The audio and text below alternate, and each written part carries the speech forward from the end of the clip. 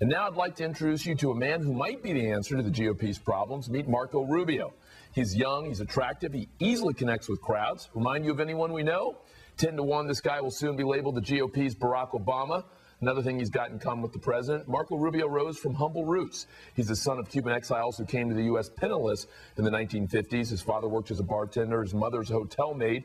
He went to college on a football scholarship, then got himself elected to the Florida House before his 30th birthday. He was named House Speaker just a few years later. All that, plus he's the creator of one of the catchiest political gimmicks of the century, 100 innovative ideas for Florida's future. And now Marco Rubio is about to take on Florida's wildly popular governor in the fight for Mel Martinez's soon-to-be vacant Senate seat. This makes him today's rising star. Marco, very nice to meet you. Thank you. Thank you for having me.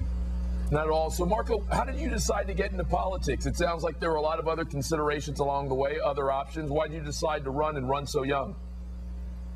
Well, first of all, it's hard to be apolitical when you grow up in a community of exiles whose entire life has been shaped by the political experiences, in my case, of Cuba. So certainly I'm deeply committed to the notion of liberty and what it means to have that, because I've been raised by people who lost that. And so there's no doubt that that's had a tremendous impact on my life and on my view of government and our involvement in it. So now you decided to run for the Senate, Mel Martinez's vacant seat. You think you have it kind of largely to yourself, but out of nowhere, here comes a popular governor with 70% approval ratings who says, you know what, I kind of want that seat too. Have you considered pulling out of the race, and if not, why not? I have not. I'm not going to pull out of this race for a very simple reason, and that is my children are members of the first generation of Americans who are on the verge of inheriting a country worse off than that of their parents.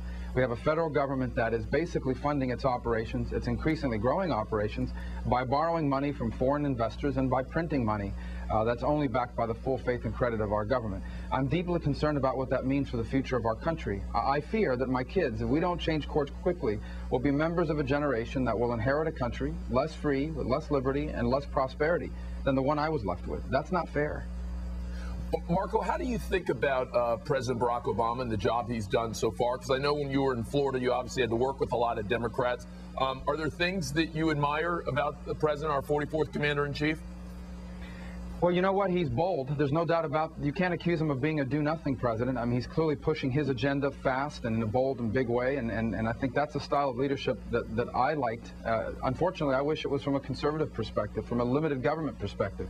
I wish that instead of an $800 billion stimulus package, he would have used the power of the presidency to push through meaningful tax reform that would have made America once again a place where small business entrepreneurs had as good a chance as anywhere in the world to make things work. So his style is not my problem. It's certainly his policies, however, I think are taking our country in a direction I don't agree with. Marco Rubio is one South Floridian to another. I wish you well. Thank you, Carlos. Thank you. Good to have you.